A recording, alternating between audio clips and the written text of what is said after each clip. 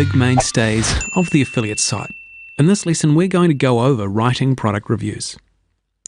A review is usually a more effective promotional tool for affiliates than a full-blown sales page because it gets past your reader's natural defenses. With a review, you're no longer a salesperson. You're a friend who is looking out for the reader's interests, recommending particular products or warning them away from bad products. Reviews tend to follow a particular formula on affiliate sites. Generally, you'll take one or more affiliate products in your market and write a bit about the product from a critical perspective. Once you've imparted your honest opinion to your visitors, you then invite them to learn more by clicking through to the merchant site, through your affiliate link, of course. The different types of reviews. Well, there's the brief overview review.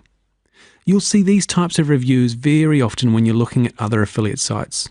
They're very brief reviews, perhaps only 1 or 2 paragraphs with a star rating or some other kind of rating, a product image, and a link to the merchant site. Often there will be a number of these reviews on one page so readers can see with one glance which products get the highest ratings and which products the affiliate doesn't really recommend. This is a very conventional structure for affiliate reviews simply because it is highly effective for the following reasons. The descriptions are brief. They don't really answer all the questions that visitors might hold about the product, making the readers more likely to click through to the merchant site to learn more information. It's clear which product is most highly recommended. Visitors can see which product is best with the star rating, although they only briefly know why. Again, this makes them more likely to click through to learn more about the highest rated product. They keep your attention. Visitors are more likely to read these brief reviews than wade through a full-page review. At this stage, they are likely to just be browsing and getting a feel for what's available in the marketplace. Their attention span is short, and a brief review gets right to the point. When you're creating these review pages, make them credible. Don't write reviews that are just like promotional spiels. Try to be honest, or at least appear honest. Write about the good and the bad. Don't give every product you review 5 stars. That doesn't look realistic. And if you do only end up listing highly recommended products, explain that to your readers. Say, for example, that you only recommended top quality products and you don't bother listing the rest. There's the full-page comprehensive review. This is the kind of review a lot of us would be tempted to write because it's the kind of review that we enjoy reading. This review goes into all the details, all the features, all the benefits, the good points and the bad points, complete with oodles of product photos and screenshots. These types of reviews can be successful in certain circumstances. They can be great as landing pages for pay-per-click and for grabbing targeted natural search engine traffic that is specifically looking for reviews on a particular product. In general, however, full reviews don't end up being as successful as short reviews because you don't end up doing as good a job of selling the product as the merchant's sales page does. When you write such a long, in-depth review, the reader doesn't feel the need to click through to the merchant's website. They feel they can make an informed decision after reading what you have to say in your review. This is good for you if your review is written so well that it outperforms the current sales page that the merchant has. In this case, you may even be able to request that the merchant allows you to link directly to the payment page, as there is no need for the reader to read through the merchant sales page after reading your in-depth review. The big problem with writing a long review is that the reader may not choose to click on your affiliate link to visit the merchant's product. They may simply read your review, then browse other products. Then when they go to purchase, they may not end up going back to your website to find the product. They will most likely just Google the product and go directly to the merchant's website, bypassing your affiliate link. Or else, in reading your review, they may decide that the product isn't really what they're looking for. They don't click through to the merchant site, so the merchant has no opportunity to counter whatever objections your visitor might have. Alternatively, your review may miss an aspect of the product that your visitor was largely interested in, and they may leave your site thinking that the product doesn't meet their needs, even though it might. Basically, unless they're handled with care, comprehensive reviews do not encourage readers to click through to the merchant's site. And as an affiliate, your primary job is to get visitors to click through to the merchant's site and then let the merchant do the convincing. Unless they have a poor landing page, of course, then you'll want to opt for a more in-depth review. Here is an example of a full-page review that is handled well. And we've got the feature list type review. We've all seen these kinds of reviews. Less like an actual review that expresses an opinion and more just like a comparison of the various features, often presented as a grid with lots of ticks, crosses, or information under various boxes. Be very careful when constructing a chart like this that you don't turn people off a particular product unintentionally by giving it a whole bunch of crosses. A lot of charts you see will be obviously oriented towards a particular product, and the features will reflect the features of the most highly favoured product, while ignoring the features that it's obviously lacking. This is a nice tactic to use to gently sway your visitors towards a particular product, whilst maintaining the impression that you're unbiased yourself. It also prevents your visitors suffering from analysis paralysis. It's very hard to make a decision to click on something when there's no obvious best option. What you have then is a reference, not a marketing message. Of course, you could also create the definitive feature comparison chart for your market and attract links by being such a good reference. Now here's an idea: the negative review. Don't underestimate the power of reverse psychology when it comes to writing reviews.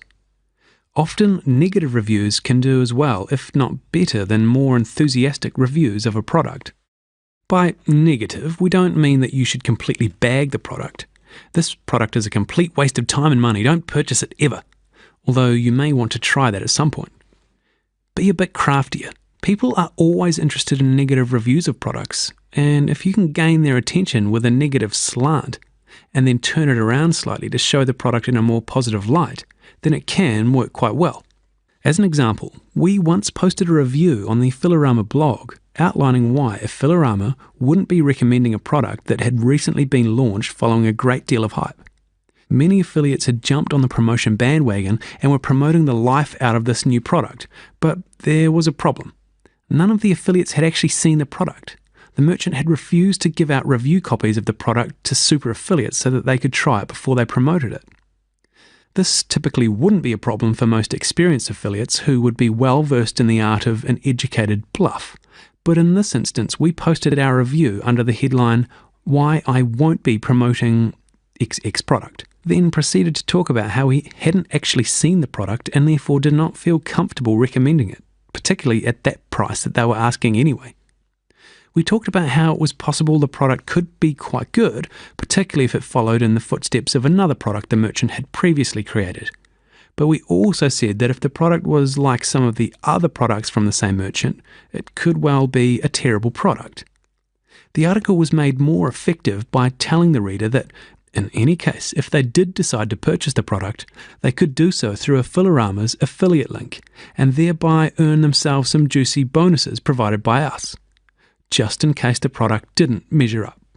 So, for a review that said basically nothing about the product, almost going so far as to present it in a negative light, this review generated thousands of dollars in sales. So don't underestimate the ability of a negative review to grab your reader's interest, and then get them clicking through to the merchant site. And this does raise an interesting question. Do you actually need to have used the product in order to review it? Well, the short answer is, it certainly helps. Having actually used a product gives your reviews an air of credibility. If you're reviewing high-priced products, however, it's understandable that you won't want to spend hundreds of dollars just to gain some review fodder. There are ways around this. If you're promoting information products like software or ebooks, many merchants will provide free copies of their products to affiliates if you ask nicely. You can try emailing the affiliate program manager for the site, or even better, jumping on the telephone and talking to them in person. If you've got a good track record as an affiliate and you can demonstrate that you're able to make sales for them, they'll probably be happy to give you a free copy.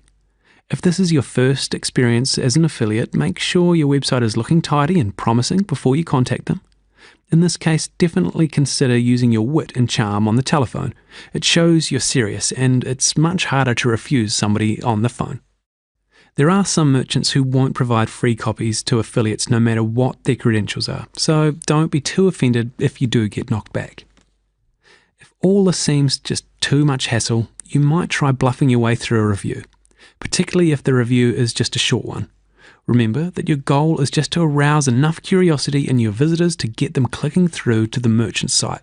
You don't need to go into a lot of detail. So here are some tips for bluffers. Take a look around the internet at what other people are saying in their reviews about the product. If it's a product that's also available on sites like Amazon.com, where the general public can write reviews of the product when they've purchased them, take a look at their reviews too. Often these reviews won't be biased like an affiliate's review and can give you an insight into the truly good or bad things about the product. Go through the sales page for the product and extract some points from this. Be careful not to copy word for word from the sales page, since that's where you'll be sending your visitors if all this goes according to plan. And what about some general tips for reviews? You may want to focus on writing reviews for affiliate products, but don't neglect other products available in the market. If your visitor is already familiar with the products available, warning bells might start ringing in their head if you don't even mention them. A nice trick is to give somewhat less than glowing reviews for these other products, and then at the bottom of these reviews, point towards products that you recommend more highly. You may also wish to try to promote two products on your review pages by claiming that the number 2 product is the best value for money, or is the best at some other category that you could create for it, or by saying that it's an essential companion to go with number 1 product that you recommend. You may even consider promoting both products as first equal. The downsides of these methods are that it can confuse the reader and they may not purchase either product as a result. This is something you'll probably need to test for yourself. And the lesson summary. You can broadly classify reviews into a few different types. Brief reviews discuss the product very generally, giving it a ranking, and invite the reader to click through to the merchant site for more information. These can be very effective. Full-page reviews are good for the search engines, but don't tend to be so effective as the brief review. They give the prospect too much information and allow the prospect to make up their mind before clicking through to the merchant. Comparison chart reviews should also be used with care, since a prospect might dismiss a product on the basis of its cross count. These can be skewed, though, to smile upon particular products. Negative reviews can be quite effective. They arouse curiosity and get visitors clicking through to the merchant site to see for themselves. You can often get review copies of affiliate products from the merchant if you ask nicely. And if you can't get a review copy, you can bluff your way through a review by looking at other reviews, visiting unbiased, non-affiliate review sites, and checking out the product sales copy itself. So thanks for taking the time to watch and learn from this video lesson. There'll be plenty more coming up, so stay tuned and we'll see you again.